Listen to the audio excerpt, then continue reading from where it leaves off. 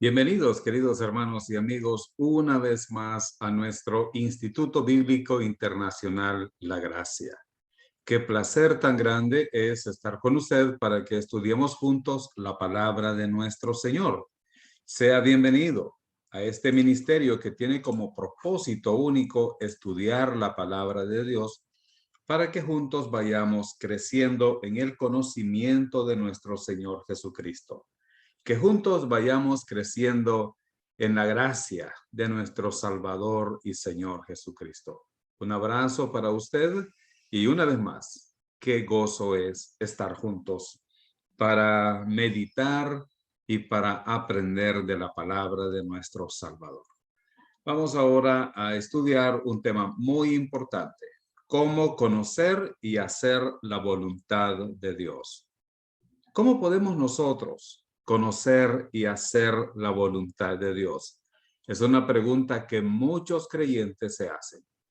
Una pregunta que muchas personas se hacen. ¿Cómo es que nosotros podemos llegar a conocer la voluntad de Dios?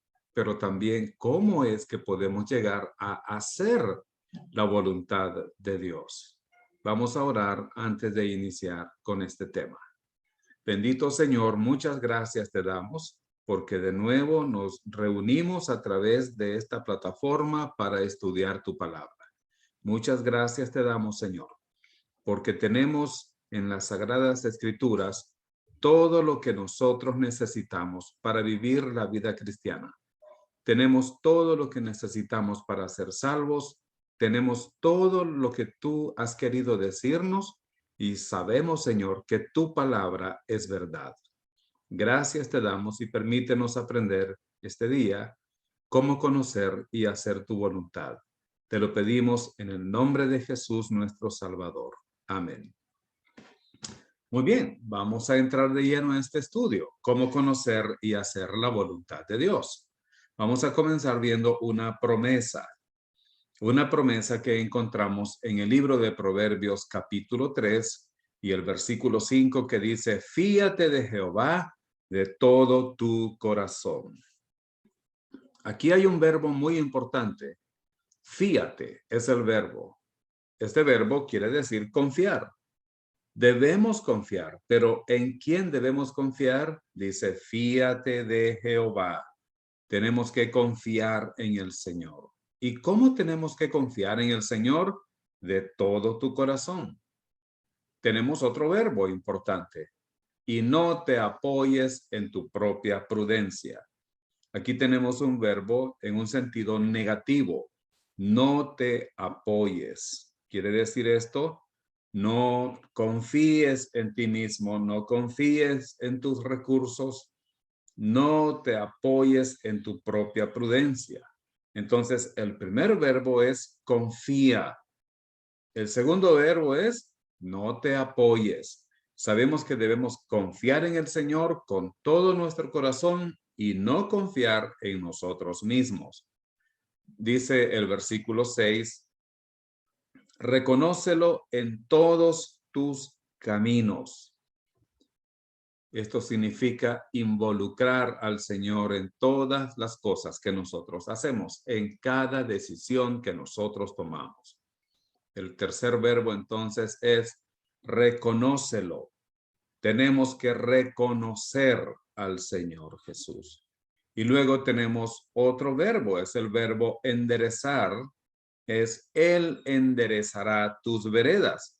Ahora, los primeros tres verbos, fíate, no te apoyes y reconócelo, tiene que ver con usted y conmigo. Nosotros tenemos que confiar, nosotros tenemos que confiar en el Señor con todo nuestro corazón. Nosotros no debemos apoyarnos en nosotros mismos. Nosotros tenemos que reconocer al Señor en todos nuestros caminos. Pero el último verbo le corresponde al Señor. Él enderezará tus veredas. Cuando se trata de conocer la voluntad de Dios, Él nos ha dado este pasaje para que estemos preparados. Si nosotros vamos a confiar en el Señor y no en nuestra propia sabiduría, y vamos a reconocerlo a Él en nuestra vida, la promesa aquí o el resultado de hacer eso es, Él va a enderezar nuestros caminos. Veamos una advertencia en el siguiente versículo, Proverbios 3, versículo 7. No seas sabio en tu propia opinión. Teme a Jehová y vea lo último y apártate del mal. Cuando somos sabios en nuestro propio pensamiento, en nuestra propia opinión, nos volvemos orgullosos, somos soberbios. Y cuando estamos así, no vamos a confiar en el Señor, sino que vamos a confiar en nuestras propias opiniones, en nuestros propios esfuerzos, vamos a confiar en nosotros mismos. Ahora, queridos hermanos, estos tres versículos, Proverbios 3, versículos 5, 6 y 7, nos dicen que Dios tiene un camino para cada uno de nosotros. Dios quiere guiarnos en este camino si nosotros somos humildes para reconocer nuestra dependencia en el Señor. Queridos hermanos, Dios quiere guiarnos más de lo que nosotros queremos que Él nos guíe. Dios está más interesado en guiarnos que el interés que nosotros podamos tener en que Dios nos guíe. Hay una premisa básica que vamos a ver en Juan capítulo 7, versículo 17. Este pasaje dice así: el que quiera hacer la voluntad de Dios, conocerá si la doctrina es de Dios o si yo hablo por mi propia cuenta. Mire, Jesús dijo estas palabras: el que quiera hacer la voluntad de Dios, eso lo incluye a usted y me incluye a mí, porque yo creo que usted quiere hacer la voluntad de Dios y yo quiero hacer la voluntad de Dios.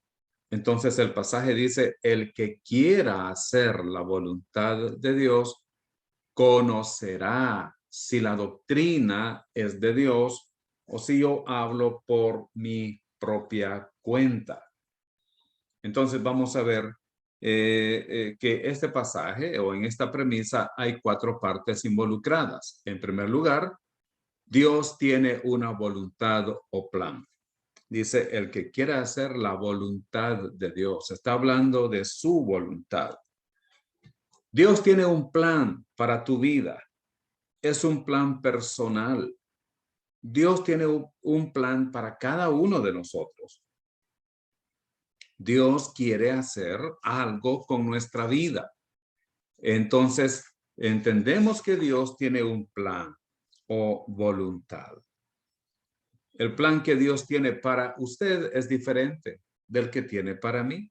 Y al final de la vida del apóstol Pablo, en 2 de Timoteo, capítulo 4, él dice, he peleado la buena batalla, he acabado la carrera, he guardado la fe. Ahora, Pablo había hecho la voluntad de Dios. El apóstol Pablo había hecho la voluntad de Dios. Dios tiene un plan para usted. Dios tiene una carrera. Dios tiene una buena batalla que quiere que nosotros estemos peleando. Otra de las partes involucradas en esta premisa es que Dios quiere que conozcas su voluntad. Dice la Escritura, conocerá. El plan que Dios tiene para nosotros es un plan que Dios quiere que conozcamos. Ahora, ¿cómo puedo conocer ese plan? ¿Cómo puedo yo saber ese plan si Él no me lo revela? ¿Cómo se revela Dios a nosotros entonces? ¿Puedo conocer yo el plan de Dios para mi vida a través de un sueño, a través de una visión, a través de uno de los profetas modernos que hay ahora? Queridos hermanos, Dios tiene un plan. Dios quiere que conozcas ese plan o esa voluntad. Entonces la voluntad de Dios es revelada en su palabra. La palabra de Dios tiene para nosotros principios importantes para conocer cuál es su voluntad. Entonces, ¿cuáles son las primeras tres premisas involucradas en Juan 7:17? Dios tiene un plan, Dios tiene una voluntad o plan. Dios quiere que conozcas su voluntad y la voluntad de Dios es revelada en su palabra. Hoy en día hay muchos que están torciendo las escrituras. Muchos que están malinterpretando las escrituras. Y muchos que están menospreciando también las escrituras. Queridos hermanos, la voluntad de Dios no está en las tradiciones de la iglesia, no está en las costumbres de la iglesia. La voluntad de Dios no está en los reglamentos internos que una iglesia o una organización puedan tener, ni se puede saber por los acuerdos que toma la junta directiva o por los estatutos que se tienen o porque el pastor dijo algo. Eso tiene que ser siempre la voluntad de Dios, o por la congregación. Hermanos, la voluntad de Dios está en su palabra, en la Biblia, en las sagradas escrituras. Ninguna de las cosas anteriores son útiles cuando nosotros queremos conocer la voluntad de Dios, sino que tenemos que ir a la palabra de Dios. Por eso este instituto le da un gran valor y dedicamos la mayor parte de nuestro tiempo a estudiar la Biblia. Porque si queremos conocer la voluntad de Dios para hacer la voluntad de Dios, necesitamos conocer, necesitamos estudiar la palabra de Dios. La cuarta premisa en Juan 7:17 es que tienes que querer hacer la voluntad de Dios para conocer explícitamente el plan de Dios. Vea, esto es muy importante. Tienes que querer hacer la voluntad de Dios para conocer explícitamente el plan de Dios. Bueno, es posible que alguien no quiera hacer la voluntad de Dios, que alguien no quiera hacer o conocer cuál es la voluntad de Dios. Ahora, en el versículo 17, en Juan capítulo 7, dice, el que quiera hacer la voluntad de Dios. Aquí vamos a hacer una observación gramatical muy importante. Y es que en Juan 7:17, en la versión Reina Valera no aparece la condicional sí, pero sí aparece en otros pasajes o en otras versiones. Vamos a ver algunos de ellos. En la Biblia de las Américas dice, si alguien quiere hacer su voluntad. Y la palabra sí, en este caso, es una condicional. No es una afirmación. Es una condicional. La palabra griega es ean. Ean. Si alguien quiere hacer su voluntad. También la Biblia textual dice, si alguno quiere hacer su voluntad, conocerá la doctrina si es de Dios o si yo hablo de mí mismo. Otra vez vemos al principio la condicional sí. Y vemos una vez más en la Septuaginta, si alguno quisiere, el querer de él hacer. Recuerden que este es un lenguaje un poco más antiguo. Pero vemos también la condicional sí. En estos tres casos, la Biblia de las Américas, la Biblia textual y la Septuaginta, vemos la condicional sí que aparece en los manuscritos griegos. Vamos a recordar entonces, hermanos, rápidamente cuáles son las cuatro condicionales en el griego. En el idioma griego podemos encontrar la palabra ean, que se traduce sí como una condicional, en cuatro clases. Hay cuatro condicionales en el griego. ¿Cuáles son ellas? En primer lugar, la primera condición, sí, asume que es verdad.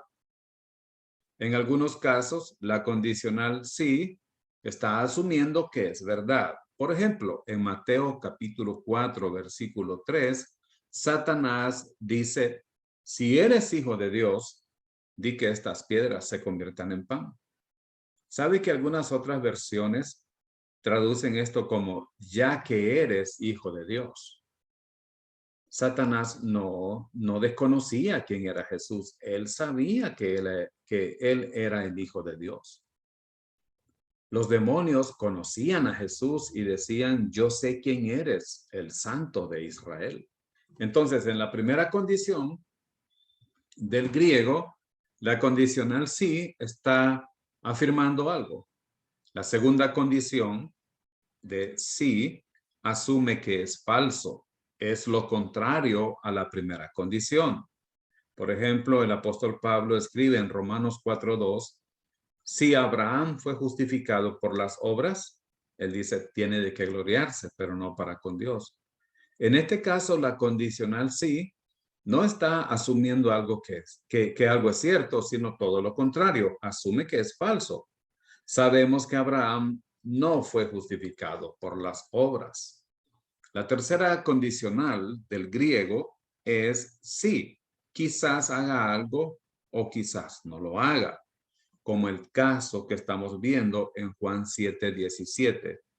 Si alguno quiere hacer la voluntad de Dios, probablemente alguien no quiera hacer la voluntad de Dios y otro sí quiera hacer la voluntad de Dios. Y la cuarta condicional griega es sí, ojalá sea así. Ojalá sea así, como en 1 de Pedro 4:16. Si alguno padece como cristiano, lo que está diciendo el apóstol Pedro es ojalá que los creyentes sufran o padezcan como cristianos. Entonces estamos viendo en el versículo 17 que la condicional sí es que alguien puede quererlo o no puede quererlo. Así que, hermanos, tenemos que querer conocer la voluntad de Dios y también tenemos que querer hacer la voluntad de Dios. Entonces hemos visto 4 principios. Dios tiene una voluntad o plan. Dios quiere que conozcas su voluntad.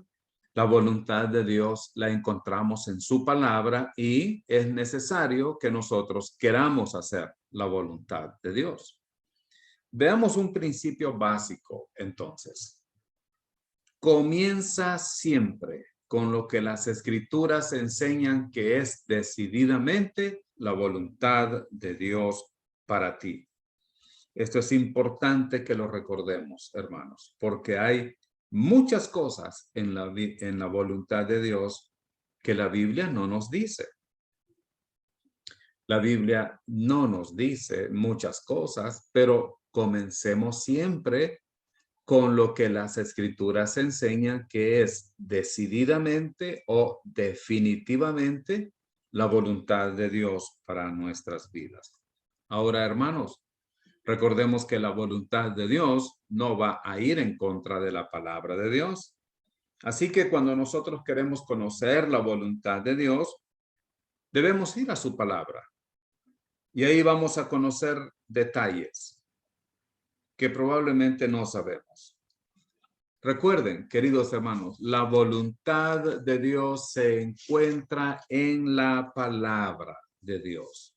No olvidemos este principio. Comienza siempre con lo que las escrituras enseñan, que es decididamente la voluntad de Dios para ti. Vamos a ver entonces cuál es la voluntad de Dios para cada persona. En primer lugar, en cuanto a la voluntad de Dios conocida, la Biblia deja en claro que es la voluntad de Dios que tú seas salvo. La Biblia habla muy claramente que la voluntad de Dios para todos los seres humanos, y específicamente en este caso, contigo, es que tú seas salvo. Dios quiere que tú seas salvo. Vamos a ver qué dice la Escritura. Primera de Timoteo, capítulo 2, versículos 4 al 6. Él dice, el cual quiere que todos los hombres sean salvos y vengan al conocimiento de la verdad. Porque hay un solo Dios y un solo mediador entre Dios y los hombres, Jesucristo hombre, el cual se dio a sí mismo en rescate por todos, de lo cual se dio testimonio a su debido tiempo. De acuerdo al versículo 4, hermanos, ¿qué es lo que Dios quiere? Si usted ve el versículo 4 y lo ve tal como está escrito ahí, ¿qué es lo que Dios quiere? ¿Cuál es la voluntad de Dios para todos nosotros? Él quiere que seamos salvos. Él quiere que seamos salvos. Esta palabra salvos está aquí en el tiempo presente, pero en el tiempo, en el griego la palabra está en un tiempo llamado tiempo aoristo. ¿Cuál es el tiempo aoristo en griego? Es aquel cuya acción se da en el pasado, pero tiene efectos permanentes de ahí en adelante. En otras palabras, Dios nos ha salvado a todos aquellos que hemos puesto nuestra fe en Cristo Jesús, a los que hemos reconocido que estábamos perdidos, que somos pecadores, que la paga del pecado es muerte, pero que Dios envió a su Hijo a morir en nuestro lugar. Él dio su vida por nosotros, fue sepultado y resucitó al tercer día, y que la salvación que Dios da es a través de la fe en Cristo Jesús. Y que cuando somos salvos, Él nos da vida y vida eterna. Entonces, somos salvos de una vez y para siempre. También es importante, hermanos, que veamos cuánta gente quiere Dios que sea salva. ¿Qué dice la Biblia? El cual quiere que todos, la palabra todos aquí, hermanos, es todos. Dios no está queriendo que solo una parte sea salva. Dios no quiere que solo un grupo selecto de predestinados y escogidos sean salvos. Dios quiere que todos los hombres sean salvos. La palabra todos significa en griego y en español lo mismo, todos. Esto no significa que todos los hombres son salvos, pero ese es el deseo de Dios. Ahora, la palabra hombres también aquí es importante observar. Esta palabra en griego es la palabra antropos. Y antropos quiere decir humanidad. Dios quiere que toda la humanidad, esto incluye a hombres y a mujeres, sean salvos. Queridos hermanos, la voluntad de Dios, la primera voluntad de Dios para ti y para mí es que seamos salvos. Pero ¿cómo se es salvo? Vean lo que dice versículo 5. Porque hay un solo Dios y un solo mediador entre Dios y los hombres, Jesucristo hombre. Hay un Dios mediador. Perdón, hay un Dios y un mediador entre Dios y el hombre. Ese mediador es Jesucristo. Él murió para pagar por nuestros pecados, para que por fe en Él podamos ser salvos e ir al cielo. Dios quiere que toda la humanidad sea salva y hay un solo mediador. Este mediador no es el Papa, no es ningún pastor, no es un sacerdote, no es María, no es una iglesia, es Jesucristo. Ahora, una enseñanza popular hoy en día es la enseñanza calvinista.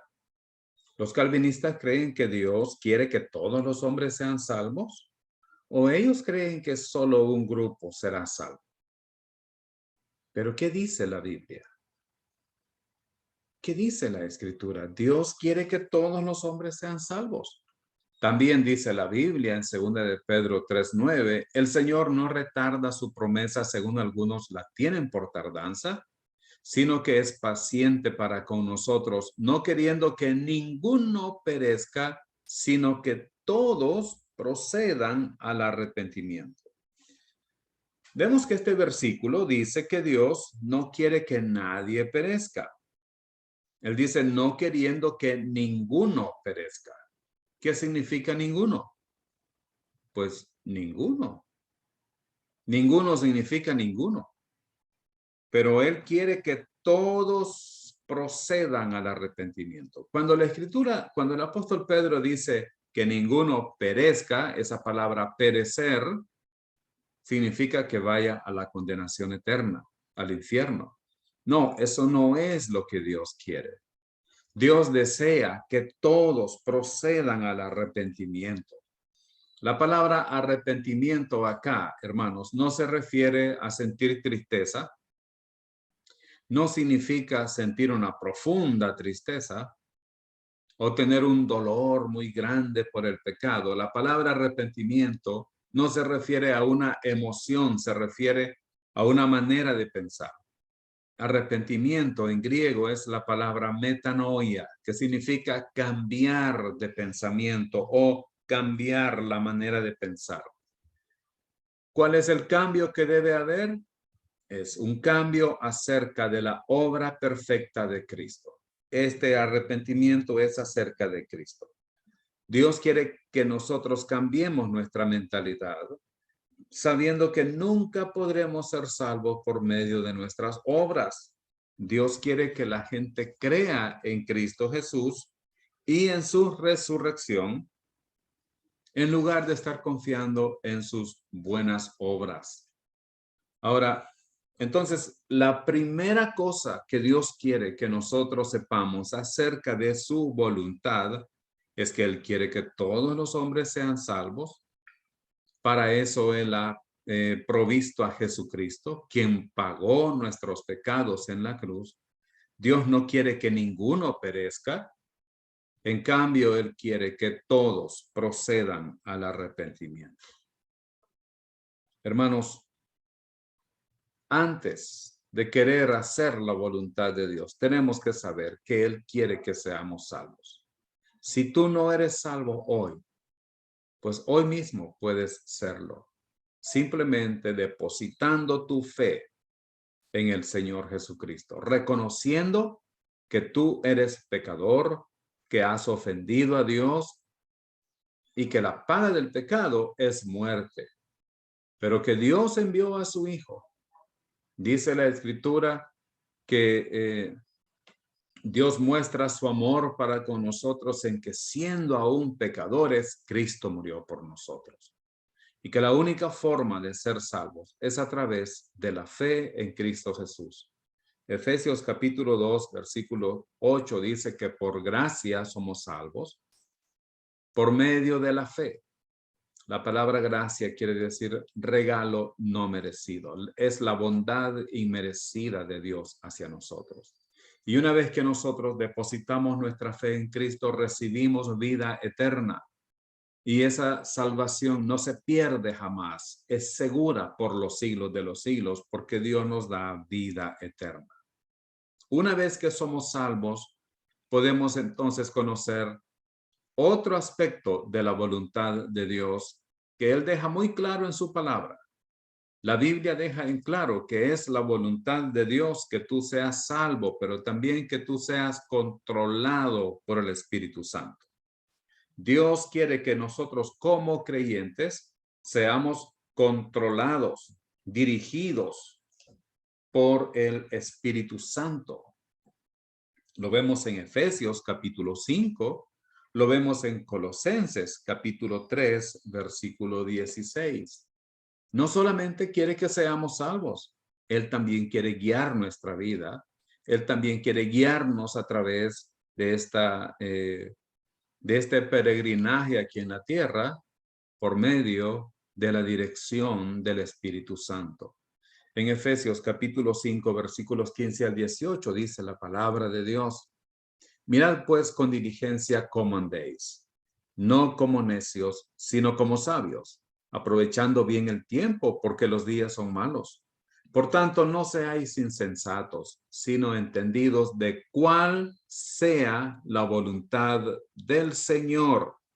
Miren, este versículo 17 nos está diciendo que tenemos que ser entendidos de cuál es la voluntad de Dios. Y la voluntad de Dios la vemos en el versículo 18.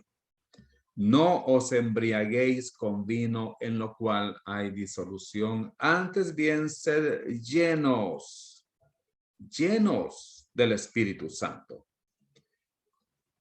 Cuando se trata de la voluntad de Dios, Él quiere que no nos emborrachemos con vino. Ahora alguien podrá decir, ahí dice vino. Ahí no dice vodka, no dice cerveza, no dice whisky. Bueno, cualquier bebida embriagante, cualquier bebida que contenga alcohol. No debemos embriagarnos con vino o con cualquier otra bebida que produzca borrachera, sino que seamos llenos del Espíritu. Y observe usted que hoy en día muchas personas dicen que se emborrachan del Espíritu Santo. Pero la palabra emborrachar nunca se relaciona con el Espíritu Santo, pero sí llenos. Está hablando de la llenura del Espíritu Santo. Dios quiere que usted y yo todos los días seamos llenos del Espíritu. Vea que la palabra llenos está en el tiempo presente y es un presente que debe ser constante. Tenemos que ser llenos del Espíritu Santo cada día de nuestra vida. Por otro lado, vemos en el versículo 18 que este es un mandato de Dios, porque eso es lo que Dios quiere. Cuando vemos en la Biblia un mandato, un mandato para nosotros, tenemos que entender que esa es la voluntad de Dios.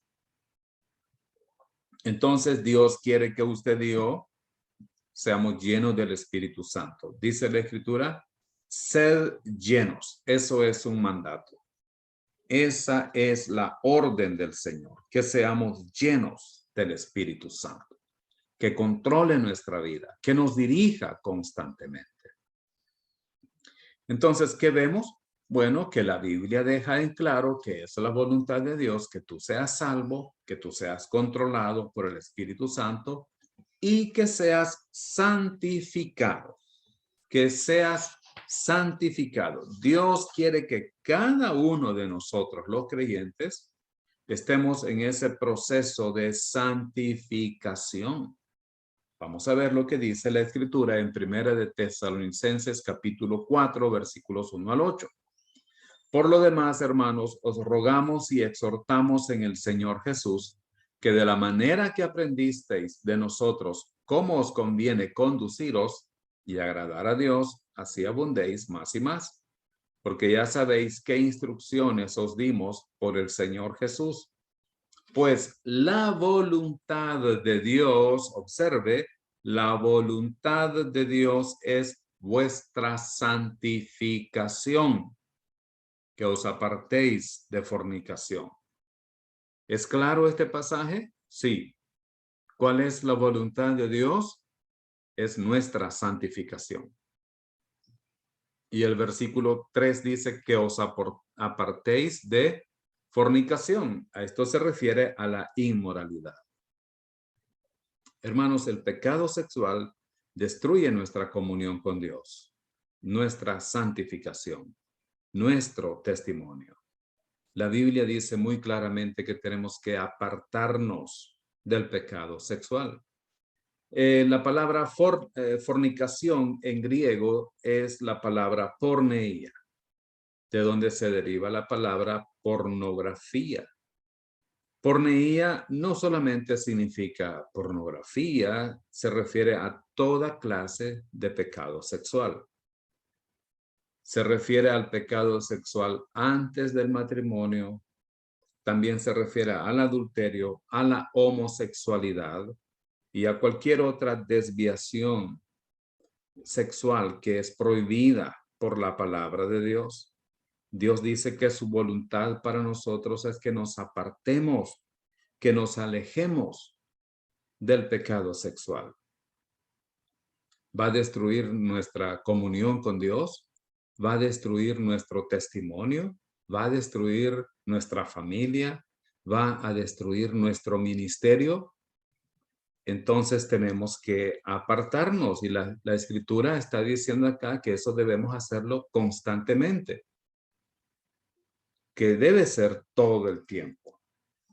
Hermanos, el versículo 4 dice que cada uno de vosotros sepa tener su propia esposa en santidad y honor. Aquí es necesario hacer una observación gramatical. En el griego, la palabra esposa en realidad no aparece.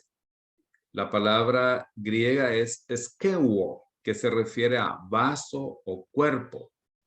Está hablando más bien de nuestro cuerpo, que cada uno de vosotros sepa tener su propio cuerpo en santidad y honor. Obviamente que cuando hacemos eso, pues no vamos a cometer pecado que pueda deshonrar nuestro matrimonio y poner en peligro nuestro testimonio también. No en pasión de concupiscencia como los gentiles que no conocen a Dios. Que ninguno agravie ni engañe en nada a su hermano, porque el Señor es vengador de todo esto, como ya os hemos dicho y testificado. Pues no nos ha llamado Dios a inmundicia, sino a santificación. Así que el que desecha esto, no desecha a hombres, sino a Dios, que también nos dio su Espíritu Santo. Pero ¿qué pasa si nosotros ya hemos caído en el pecado sexual? ¿Qué pasa si nosotros estamos viendo este pasaje y nos damos cuenta que ya caímos en el pecado sexual? Pues volvamos a Dios. Podemos volver a la comunión con Dios. ¿Y cómo se vuelve a la comunión con Dios, amados hermanos? Dice Primera de Juan, capítulo 1, versículo 9, si confesamos nuestro pecado, Dios es justo, Dios es fiel para perdonar nuestro pecado. Él está dispuesto a perdonarnos. Él es fiel y justo para perdonar nuestros pecados y limpiarnos de toda maldad. Hay una segunda oportunidad siempre en el Señor. Siempre que nosotros vengamos humillados, reconociendo que le hemos fallado, lo confesemos al Señor y seamos entonces restaurados a la comunión con el Señor. Ahora, la Biblia deja en claro que es la voluntad de Dios que tú seas salvo, que tú seas controlado por el Espíritu Santo, que tú seas santificado, pero hay otro aspecto importante en la Escritura, que tú seas sumiso. Este es un tema muy delicado porque se nos enseña normalmente a no someternos a nadie, pero Dios dice que debemos ser sumisos. La voluntad de Dios para nosotros comienza por la salvación, pero luego todo lo que estamos viendo después está en el proceso de la santificación. Primera de Pedro, capítulo 2, versículos 11 al 16, dice, amados, yo os ruego como extranjeros y peregrinos que os abstengáis de los deseos carnales que batallan contra el alma, manteniendo buena vuestra manera de vivir entre los gentiles, para que en lo que murmuran de vosotros como de malhechores, glorifiquen a Dios en el día de la visitación, al considerar vuestras buenas obras. Por causa del Señor, observe lo que dice el versículo 13, por causa del Señor, someteos. ¿A quién? A toda institución humana, ya sea al rey como a superior, ya a los gobernadores como por él enviados para castigo de los malhechores y alabanza de los que hacen bien, porque esta es la voluntad de Dios, que haciendo bien hagáis callar la ignorancia de los hombres insensatos, como libres, pero no como los que tienen la libertad como pretexto para hacer lo malo, sino como siervos de Dios. El versículo 15 menciona que esta es la voluntad de Dios. Dios tiene una voluntad y en este pasaje es que hagamos callar a los que nos critican haciendo el bien. Y una de esas cosas incluye ser sumisos a las autoridades, someternos al gobierno. Y al hacerlo, vamos a callar a los que critican al evangelio. Ahora, cuando el apóstol Pedro escribió esta carta, ¿quién estaba en el poder en ese tiempo en Roma? Pues el emperador Nerón, uno de los más crueles emperadores que persiguieron a los creyentes, y sin embargo, el apóstol Pedro dice, inspirado por el Espíritu Santo, someteos a toda institución humana. La palabra someterse en griego es la palabra hupotazo. Esta palabra quiere decir que debemos voluntariamente ponernos bajo la autoridad de alguien. Tenemos que reconocer la autoridad y ponernos bajo esa autoridad. Esto comienza en nuestra mente, esto comienza en nuestros pensamientos, pero luego se demuestra a través de nuestras acciones. Como creyentes, amados hermanos, tenemos que someternos al gobierno. Los esclavos de aquel tiempo del apóstol Pedro tenían que someterse a sus amos, y hoy en día los creyentes que son empleados deben someterse a sus jefes. Las esposas deben someterse a sus esposos. La congregación debe someterse a su pastor o pastores. La sumisión, el sometimiento es una palabra muy importante en las Escrituras. La Biblia entonces deja en claro que es la voluntad de Dios. Número 5, que tú seas sufrido por causa de la justicia. Sufrido por causa de la justicia. Vamos a ver entonces lo que dice 1 de Pedro, capítulo 3, versículos 13 al 18. Porque cuando se trata de hacer la voluntad de Dios, esto también involucra el sufrimiento por la causa de Cristo. Dice la Biblia en 1 de Pedro 3, 13 al 18. ¿Y quién es aquel que os podrá hacer daño si vosotros seguís el bien? Mas también si alguna cosa padecéis por causa de la justicia, bienaventurados sois. Por tanto, no os amedrentéis por temor de ellos, ni os conturbéis, sino santificad a Dios el Señor en vuestros corazones, y estad siempre preparados para presentar defensa con mansedumbre y reverencia ante todo el que os demande razón de la esperanza que hay en vosotros, teniendo buena conciencia, para que en lo que murmuran de vosotros como de malhechores, sean avergonzados los que calumnian vuestra buena conducta en Cristo. Porque mejor es que padezcáis haciendo el bien, si la voluntad de Dios así lo quiere, que haciendo el mal. Porque también Cristo padeció una sola vez por los pecados, el justo por los injustos, para llevarnos a Dios, siendo a la verdad muerto en la carne, pero vivificado en espíritu. Hermanos, cuando se trata de hacer la voluntad de Dios, deberíamos ver como un privilegio sufrir por la causa de Cristo. Pedro dice que los creyentes no deben sufrir como malhechores, que no deben sufrir como homicidas, ladrones, chismosos, pero sí por hacer la voluntad de Dios. Así que cuando pensamos en la voluntad de Dios, Él quiere primero que seamos salvos, y luego que seamos controlados por el Espíritu Santo, santificados, sumisos, pero también que suframos por la causa de Cristo. La Biblia deja en claro que es la voluntad de Dios que tú seas agradecido con Dios. Claro que sí. Dios quiere que nosotros seamos agradecidos con Él por todas sus bondades, por todo lo que Él nos da a nosotros. La palabra del Señor dice en Primera de Tesalonicenses, capítulo 5, versículo 18, dad gracias en todo, porque esta es la voluntad de Dios para con vosotros en Cristo Jesús.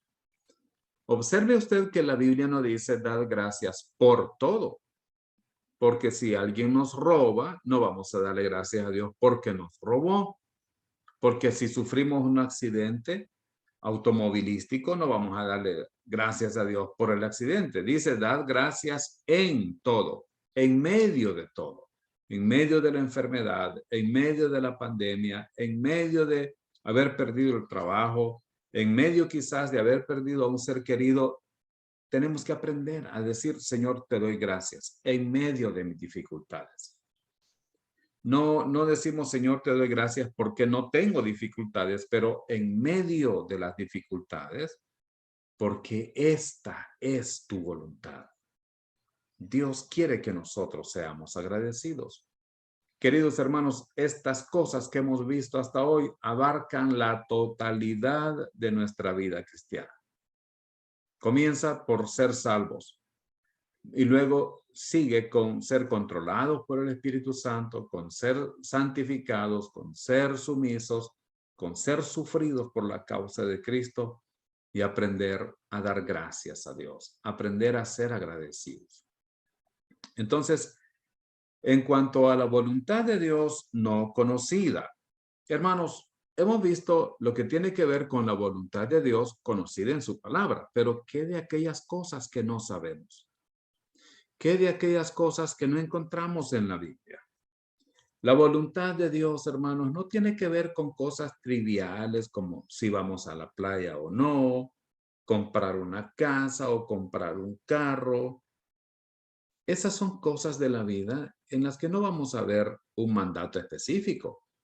La Biblia no va a decirnos, por ejemplo, cómprate un carro de este color y de esta marca. He escuchado creyentes que dicen que ellos le piden a Dios un carro y se lo piden de este modelo, de esta marca y de este color. Pero es que, hermanos, esas cosas no aparecen en la Biblia. Entonces la pregunta es, ¿cómo vamos a conocer la voluntad de Dios en aquellas cosas que la Biblia no dice, por lo tanto son desconocidas para nosotros?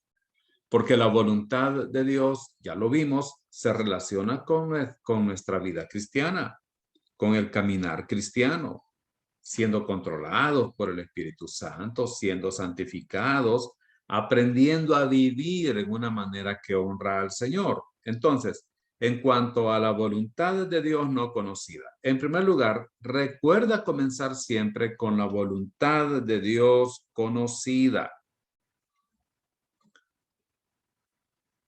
Hermanos, comencemos siempre con la Biblia. Aunque no sepamos qué debemos hacer, pero en la Biblia encontramos los principios importantes para aprender a tomar decisiones. Por ejemplo, en relación a qué iglesia debo ir.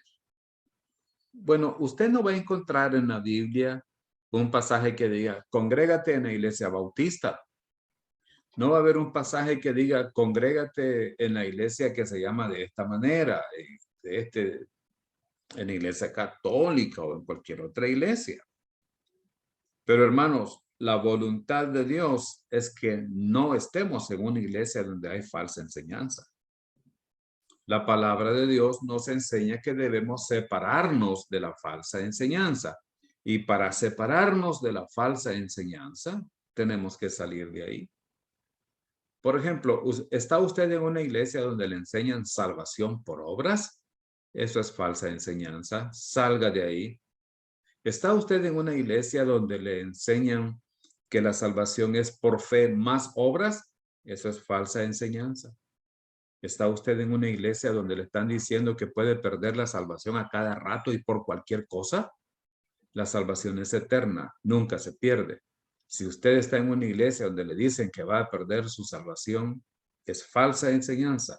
Salga de ahí, porque la Escritura dice que debemos separarnos de la falsa enseñanza.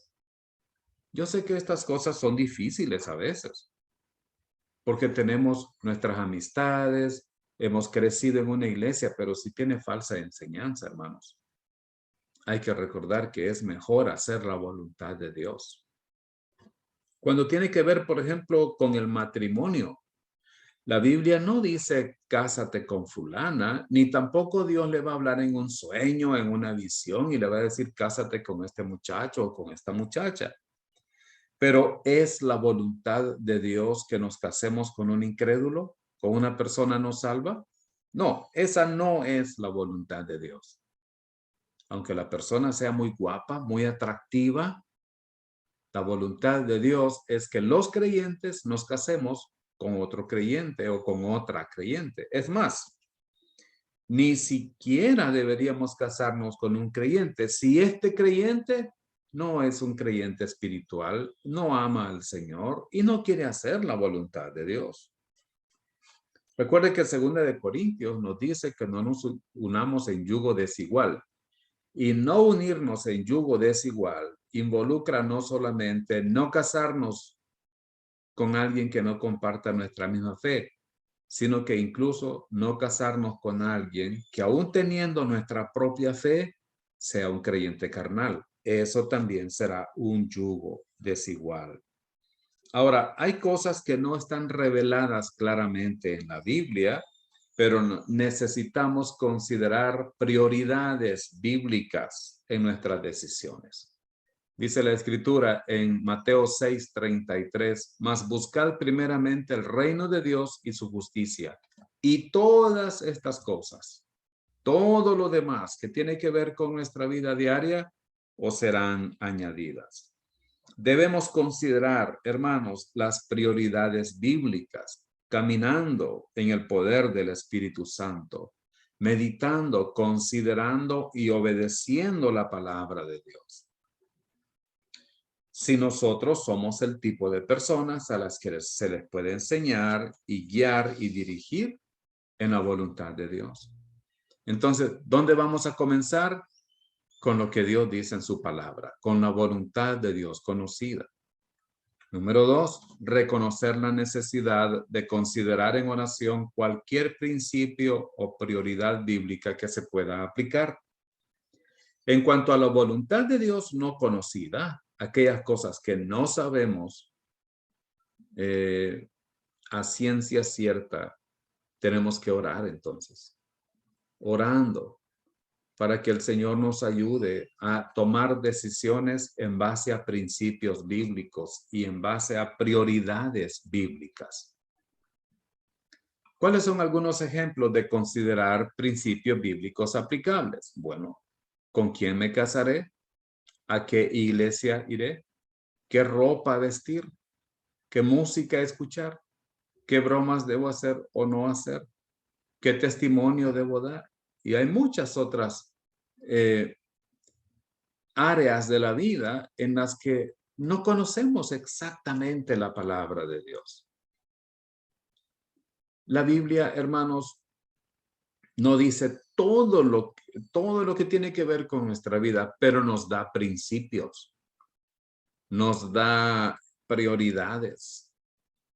Entonces, ¿con quién me voy a casar? El nombre de tu cónyuge no está en la Biblia. No dice, para ti, tu esposa es fulanita, o para ti, jovencita, tu esposo se llama fulano. No, no lo dice, pero sí te dice, no te cases con incrédulos. No dice el nombre de la iglesia a la que debes ir, pero sí te dice que busques una iglesia que tenga sana doctrina. ¿Qué clase de ropa debo vestir? La Biblia no dice cómo vestirnos, pero dice que la ropa del creyente, tanto hombres como mujeres, debe ser modesta, decorosa, con pudor. No dice la moda, pero toda la ropa que el creyente usa debe ser una ropa modesta, decorosa, ordenada, quiere decir eso, y con pudor. Tengamos vergüenza, porque hay algunas prendas de vestir que se ponen de moda, que hermanos, realmente no, es para no tener vergüenza si uno se las pone. ¿Qué música debo escuchar? Hay mucha controversia en esto. Pero el Espíritu Santo nos dirá que todo aquello que honra al Señor es bueno para nosotros. ¿Cuáles son algunos ejemplos de considerar prioridades bíblicas que se deben mantener? Mateo 6:33, que ya lo leímos, el Salmo 1, Josué 1:8 y otros pasajes bíblicos, hermanos, que nos pueden dar mucha luz para saber qué cosas debemos hacer, qué decisiones debemos tomar en nuestra vida para saber que estamos haciendo la voluntad de Dios. En cuanto a la voluntad de Dios no conocida, confía en las infalibles promesas de Dios. Confía en las infalibles promesas de Dios. Su palabra nos da muchas y muchas promesas, pero tenemos que aprender a confiar en las promesas de Dios. Hermanos, personalmente cuando comencé a viajar a Nicaragua, no sabía cuál era la voluntad de Dios para mí. Con el tiempo, poco a poco, fui entendiendo que yo debía dejar mi país, que yo debía abandonar mi patria y que estaba haciendo la voluntad de Dios al establecerme en Nicaragua. Y yo sé que estoy haciendo la voluntad de Dios, pero en la Biblia no encontré nunca un pasaje que dijera, Nelson, múdate a Nicaragua. No, eso no está en la Biblia. Pero fui considerando principios bíblicos y orando al Señor y esperando en su voluntad. Y ahora yo sé que estoy haciendo la voluntad de Dios. Mi esposa y yo vivimos en un país que no es el nuestro, no es el país de nacimiento nuestro, pero sabemos que estamos aquí porque estamos haciendo la voluntad de nuestro Señor. Y Él nos lo confirmó. Después de 23 años de matrimonio con mi esposa en El Salvador, sin poder tener hijos, vinimos aquí a Nicaragua. Y un año después, el Señor nos dio un maravilloso regalo. Nos permitió tener a nuestro hijo, Nelson Isaac. Esa fue la confirmación de que al mudarnos de nuestro país y dejar a nuestra familia, dejar a nuestros padres, dejar nuestra iglesia, y con el dolor que todo eso implica, estábamos haciendo la voluntad de Dios. Tenemos que aprender a confiar en las infalibles promesas de Dios. La palabra infalible significa que Él no falla. Las promesas de Dios nunca fallan. En el Salmo 32, versículos 8 al 9, dice, te haré entender, sobre ti fijaré mis ojos. Yo quiero estar pendiente de ti. Yo voy a estar viéndote siempre. Pero luego dice, no seáis como el caballo o como el mulo sin entendimiento. Bueno, Dios no está ofendiéndonos aquí. Dios no nos está diciendo que nosotros somos caballos o que somos mulos, que no seamos como el caballo, que no tengamos las mismas características del caballo. El caballo es un animal fogoso e impetuoso, quiere correr. Él quiere correr siempre. A veces los creyentes tomamos decisiones deprisa, corriendo. Y en lugar de decir al Señor, Señor, ¿debo tomar esta decisión? Le decimos, Señor, ¿qué te parece la decisión que ya tomé? No lo consultamos a Él. Pero también podemos ser como el mulo, tercos, que cuando dice, aquí me quedo, no se levanta con nada. Bueno, Dios no quiere que corramos antes de consultar, que no hagamos las cosas sin consultar con Él. No seamos como el caballo. No corramos, no vayamos tan deprisa, pero tampoco seamos como el mulo, tercos y quedándonos en el mismo lugar. Queridos hermanos, como pastores muchas veces no sabemos qué decisiones tomar. ¿Y saben qué dice el Señor? Pídeme y te daré sabiduría. Él quiere que nosotros seamos sabios. Dice Santiago 1:5, y si alguno de vosotros tiene falta de sabiduría, pídala a Dios, el cual da a todos abundantemente y sin reproche, y le será dada. ¿No tienes sabiduría para tomar una decisión? Pídela a Dios. Pídela a Dios y Él la va a dar. Ahora, la Escritura nos dice, y si alguno de vosotros tiene falta de sabiduría, pida un sueño, pida una visión, ¿no? Dice, pídala a Dios y Dios se encargará de darnos las decisiones correctas en nuestra vida. Tener presente que Dios nos guía paso a paso. Hermanos, esta es una de las cosas más difíciles de aceptar en cuanto a la guía de Dios. Dar un paso a la vez, ir poco a poco. Caminar tiene que ver con dar un paso y luego otro paso y luego otro paso. En nuestra vida cristiana tenemos que aprender que estamos caminando. Y caminar en la vida cristiana se refiere a ir día a día confiando en el Señor. Vamos esperando en Él, pero vamos avanzando, no vamos corriendo, tampoco nos quedamos como el mulo en un solo lugar, pero vamos confiando en el Señor, viviendo por fe día a día. El Salmo 37, versículos 23 al 24 dice: por Jehová son ordenados los pasos del hombre, y él aprueba su camino.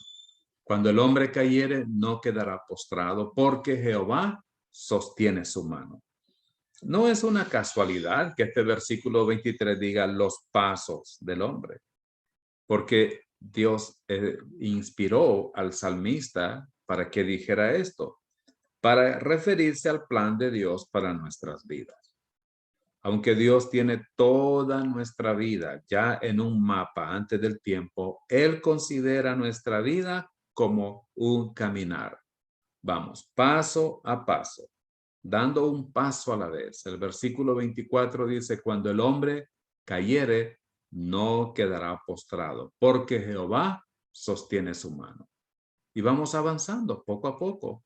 ¿Ustedes recuerdan a la nación de Israel cuando salió de Egipto? En el día Dios los guiaba a través de una nube. Ellos avanzaban si la nube avanzaba. Si la nube se detenía, ellos se detenían. Si la nube iba a la izquierda, ellos iban a la izquierda. Si la nube iba a la derecha, ellos iban a la derecha. Si la nube iba hacia adelante en línea recta, ellos iban ahí. Por la noche, el Señor los dirigía a través de una columna de fuego. Hermanos, Dios quiere dirigir nuestra vida más de lo que nosotros queremos que Él nos dirija. Dios quiere dirigir tu vida más de lo que tú mismo quieres que la dirija. Entonces, concluyamos leyendo algunos pasajes, como por ejemplo Hebreos 11:6, que dice, pero sin fe es imposible agradar a Dios, porque es necesario que el que se acerca a Dios crea que le hay y que es galardonador de los que le buscan. Hermanos, este es el principio básico de todo el capítulo 11 de Hebreos. Sin fe es imposible agradar a Dios. Lo que Dios está buscando en nosotros es fe. Que tengamos fe, que confiemos en Él y en su palabra, aunque a veces no sepamos a dónde vamos. Veamos algunos ejemplos. Hebreos 11:8. Por la fe, Abraham, siendo llamado, obedeció para salir al lugar que había de recibir como herencia. Y salió sin saber a dónde iba. Él solo obedeció al Señor. Él no sabía a dónde iba a ir, pero Dios lo guió un paso a la vez. En Hebreos 11:24 al 28 dice, por la fe Moisés, hecho ya grande, rehusó llamarse hijo de la hija de Faraón, escogiendo antes ser maltratado con el pueblo de Dios que gozar de los deleites temporales del pecado, teniendo por mayores riquezas el vituperio de Cristo que los tesoros de los egipcios, porque tenía puesta la mirada en el galardón. Por la fe dejó a Egipto, no temiendo la ira del rey, porque se sostuvo como viendo al invisible. Por la fe celebró la Pascua y la aspersión de la sangre, para que el que destruía los primogénitos no los tocase a ellos. Hermanos, Moisés no sabía cómo iba a resultar su decisión, pero resultó en sufrimiento y aflicción. Sin embargo, él estuvo dispuesto a dar un paso de fe en lo que él sabía que era la voluntad de Dios para él. Queridos hermanos, las mejores decisiones que tomamos en la vida son decisiones que tomamos por fe, en las cuales confiamos en el Señor y en su palabra. ¿Cuáles son las 4 decisiones más importantes en la vida? ¿Quién será tu Salvador? Decisión número 1. ¿Quién será tu Salvador? Esta decisión determinará tu Mesías. Tiene que ver con lo que vimos antes, que Dios quiere que todos los hombres sean salvos. Esta es la decisión más importante que jamás tomaremos en nuestra vida. ¿Pondremos nuestra fe en Jesucristo y su obra perfecta en la cruz? ¿O vamos a confiar en Cristo más nuestras propias obras, en Cristo más los ritos de la iglesia, en Cristo más una iglesia? No. Para que nosotros seamos salvos, tenemos que confiar en Cristo solo y solo por medio de la fe. Decisión número 2. ¿A quién servirás en la vida? Esta decisión determinará tu amo. Esto corresponde con la llenura del Espíritu Santo. ¿A quién vamos a servir en la vida? Podemos servir al Señor o podemos servir a la naturaleza pecaminosa que traemos dentro. Romanos 12, 1 al 2 dice, así que hermanos, os ruego por las misericordias de Dios que presentéis vuestros cuerpos en sacrificio vivo, santo, agradable a Dios, que es vuestro culto racional. No os conforméis a este siglo, sino transformaos por medio de la renovación de vuestro entendimiento, para que comprobéis cuál sea la buena voluntad de Dios, agradable y perfecta. Hermanos, vean que la voluntad de Dios es agradable, es perfecta, es buena. El apóstol Pablo nos está diciendo entonces que por eso tenemos que presentar nuestros cuerpos en sacrificio vivo, santo y agradable al Señor. La decisión más importante, número 3. ¿A qué dedicarás tu vida? Esta decisión determinará tu misión. Hermanos, el propósito general de nuestra vida debe ser traer gloria a Dios. Que el Señor sea honrado, que el Señor sea glorificado a través de nuestras vidas. Dediquemos nuestra vida para que Él sea glorificado. Y esto lo podemos hacer en el trabajo, en nuestra casa, a través de la profesión que tenemos, en el negocio, en la manera de ganarnos la vida. Podemos traer gloria a Dios. Hudson Taylor dedicó su vida, se propuso dedicar su vida a llevar el evangelio a China y se fue a vivir a China y tuvo que hacer grandes sacrificios para eso, pero logró predicar el evangelio y sirvió al Señor ahí. Y aquí tenemos a estos 5 misioneros, a Roger Youderian, Pete Fleming, Jim Elliot, Nate Saint y Ed McCauley, quienes abandonaron su país, Estados Unidos, y se fueron a las selvas del Ecuador a predicar el evangelio a las tribus que vivían en las selvas, allá en lo más espeso de la selva. ¿Y saben qué sucedió con ellos? Ellos fueron asesinados por aquellos a quienes ellos querían predicarles el evangelio. El domingo 8 de enero de 1956, ellos fueron asesinados a la orilla de un río por estas tribus.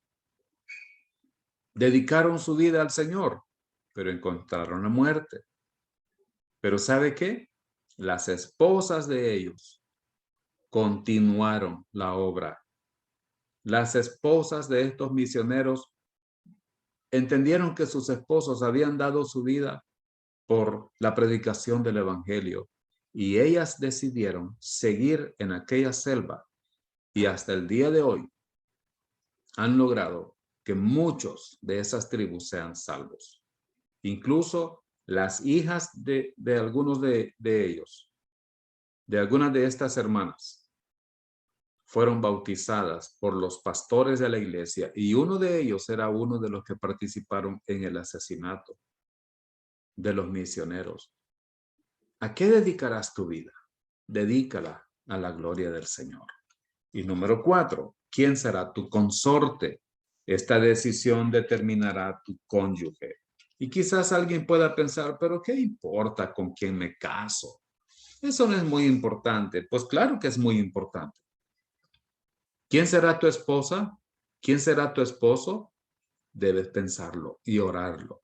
Debes pensar mucho y orar por esta decisión.